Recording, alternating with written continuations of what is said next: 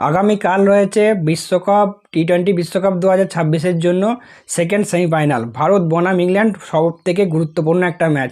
যদিও আজকে আরেকটা সেমিফাইনাল রয়েছে নিউজিল্যান্ড এবং সাউথ আফ্রিকার মধ্যে, বাট আমাদের নজর থাকবে কিন্তু কালকের উপর। কারণ কালকের ম্যাচে পিচ রিপোর্ট কী হবে, টিম নিউজ কী আছে, প্লেইং ইলেভেন কেমন হবে, এছাড়া মাঠের কন্ডিশন কেমন, এবং সবথেকে বড় কথা অভিষেক শর্মাকে নিয়ে এই ভিডিওতে একটা স্পেশাল কথা বলবো। অভিষেক শর্মাকে নিয়ে কিন্তু এই মাঠে একটা স্পেশাল আপডেট আছে। এই মাঠে অভিষেক শর্মা খেলা নিয়ে, খেলবে কি খেলবে না, কেন খেলবে, সেই ব্যাপারেও এই ভিডিওতে কিন্তু বলবো। ভিডিওটা অবশ্যই তোমরা শেষ পর্যন্ত দেখবে।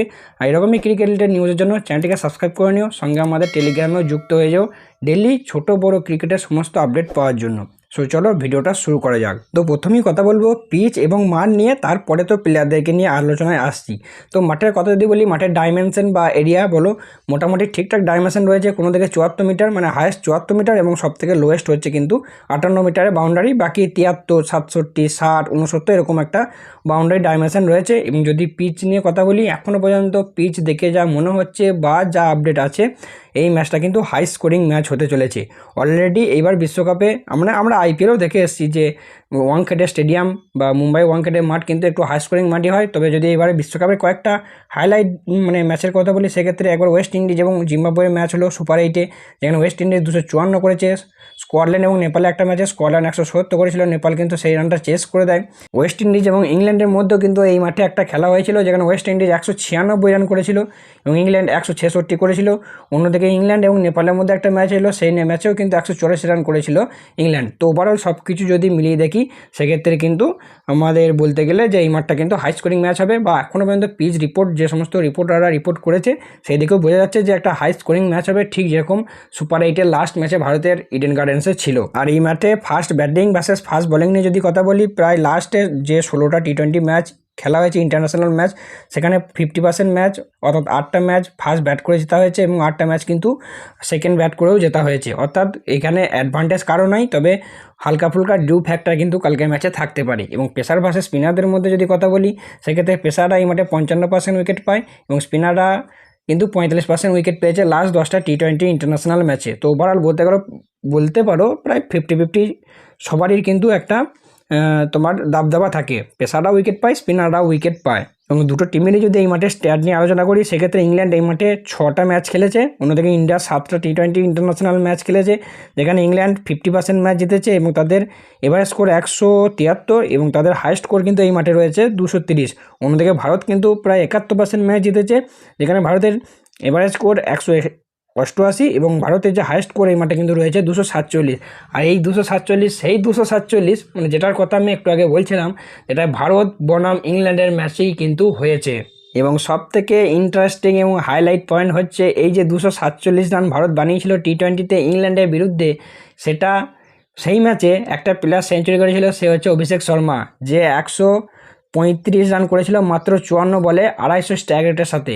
এবং মানে হয়তো অনেকেরই মনে থাকবে, এটাই হচ্ছে সেই ম্যাচ যেখান থেকে অভিষেক শর্মাকে সবাই চিনতে থাকে, বা বিশ্ব ক্রিকেটের দরবারে অভিষেক শর্মাকে নিয়ে এত আলোচনা শুরু হয় এই ম্যাচের পর থেকেই, এই ম্যাচে সেঞ্চুরি করার পর থেকেই।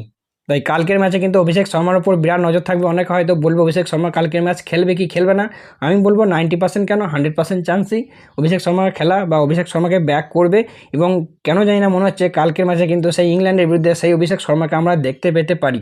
যদিও সেই সিরিজ আর এই টি-20 বিশ্বকাপের মধ্যে আকাশ পাতাল পার্থক্য, এখানে অনেকটা প্রেশার থাকে, কিন্তু তা সত্ত্বেও অভিষেক শর্মার উপর কিন্তু যেহেতু তার একটা কনফিডেন্স তার নিজের মধ্যে থাকবে যে আমি ইংল্যান্ডের বিরুদ্ধে এই মাঠেই তো 135 করেছিলাম, তো সেই কনফিডেন্স নিয়ে কিন্তু অভিষেক শর্মা নামতে পারবে। আর ইংল্যান্ডের কাছে ভালো ভালো পেসার রয়েছে, স্পিনারও রয়েছে, কিন্তু পেসারদের বিরুদ্ধে বা হাই যারা যে সমস্ত পেসাররা স্পিডে বল করে, তাদের বিরুদ্ধে অভিষেক শর্মার রেকর্ড কিন্তু ভালো, বা বড় বড় 6 কিন্তু সে মারতে পারে।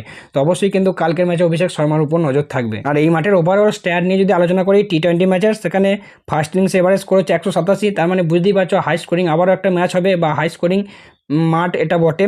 এবং সেকেন্ড ইনিংস যে তোমার এভারেজ স্কোর, সেটা কিন্তু 161 এবং এই মাঠে হাইয়েস্ট রান রয়েছে 254, যেটা করেছিল ওয়েস্ট ইন্ডিজ এই কিছুদিন আগে জিম্বাবুয়ের বিরুদ্ধে ম্যাচে সুপার 8-এ। এবং হাইয়েস্ট চেজ রয়েছে কিন্তু 230, যেটা করেছিল সাউথ আফ্রিকা ইংল্যান্ডের বিরুদ্ধে। এবং লোয়েস্ট ডিফেন্স হচ্ছে এই মাঠে 209 রান। তো ওভারঅল সব কিছু মিলে একটা কথাই বলবো, কালকের ম্যাচও কিন্তু একটা হাই স্কোরিং ম্যাচ হতে চলেছে। এবার কথা বলবো আর একটা গুরুত্বপূর্ণ টপিক নিয়ে, সেটা হচ্ছে প্লেইং 11। তো ওভারঅল যদি বলো, আমি বলবো প্লেইং 11-এ ভারতে কোনো পরিবর্তন হচ্ছে না। হ্যাঁ, অভিষেক শর্মাকে নিয়ে একটা প্রশ্ন থাকছে, বাট আমার মতে বলে এতদূর পর্যন্ত যখন অভিষেক শর্মাকে টেনে নিয়ে এসছে বা এসেছে, তো আশা করবো যে সেমিফাইনালও তাকে টেনে নিয়ে যাবে। কারণ এই সময় যদি একটা প্লেয়ারকে মানে প্লেইং 11 থেকে চেঞ্জ করা হয়, সেক্ষেত্রে কিন্তু নকআউট ম্যাচ সেমিফাইনাল আর তারপরে সেই ম্যাচটা জিতলে ফাইনাল, সেক্ষেত্রে কিন্তু টিমের কম্বিনেশনে কিন্তু অনেক কিছু পরিবর্তন হবে বা ব্যালেন্সেও পরিবর্তন হবে। তো অভিষেক শর্মাকে অবশ্যই বলবো কিন্তু টেনে নিয়ে যাওয়া দরকার বা খেলানো দরকার, এবং এই এই মাঠের যা পিচ, সেই পিচ কিন্তু অভিষেক শর্মাকে শ্যুট করবে। তো ওভারঅল ওপেনে থাকছে অভিষেক শর্মা, তারপর সঞ্জু স্যামসন, ঈশান কিষান, সূর্যকুমার যাদব, তিলক ভর্মা, হার্দিক পান্ডিয়া, শিবম দুবে, অক্ষর প্যাটেল, হর্ষদীপ সিং, বরুণ চক্রবর্তী এবং জসপ্রীত বুমরা। তো মোটামুটি এই হবে ভারতের প্লেইং 11। বাকি কিছু প্রেডিকশন বলতে পারো বা কয়েকটা পয়েন্ট আমি বলেছি যেটা আমার মনে হচ্ছে বা বলতে চলেছি।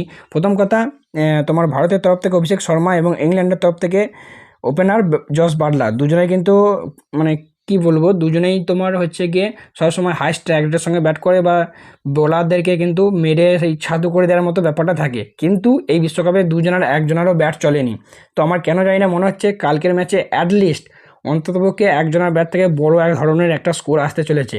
কারণ জস বাটলার কিন্তু ভারতের বিরুদ্ধে ভালো খেলে, যখনই খেলে ভারতের বিরুদ্ধে স্কোর করে, ঠিক আছে। যখন ইংল্যান্ড টিম বিপদে পড়ে ভারতের বিরুদ্ধে, জস বাটলার কিন্তু একা টেনে নিয়ে যায়।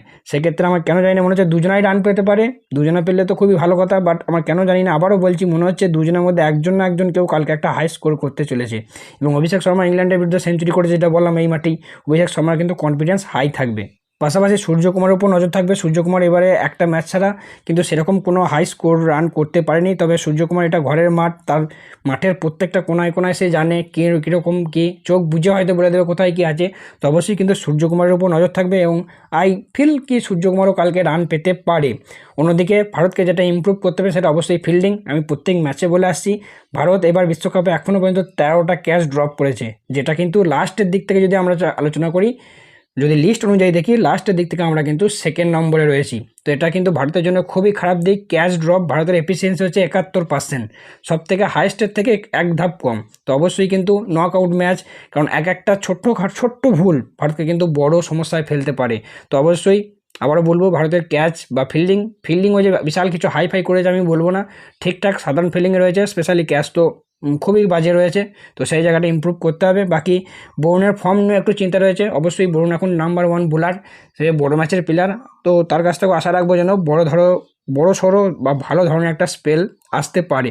তো ওভারঅল এই হচ্ছে আজকের ভিডিও আলোচনা। তোমরা যদি কোনো কিছু মনে করতে পারো বা মনে আসে বা প্লেইং 11 নিয়ে বা প্রেডিকশন নিয়ে, অবশ্যই কমেন্টে জানাতে পারো। সো চলো, দেখা হচ্ছে পরবর্তী ভিডিওতে।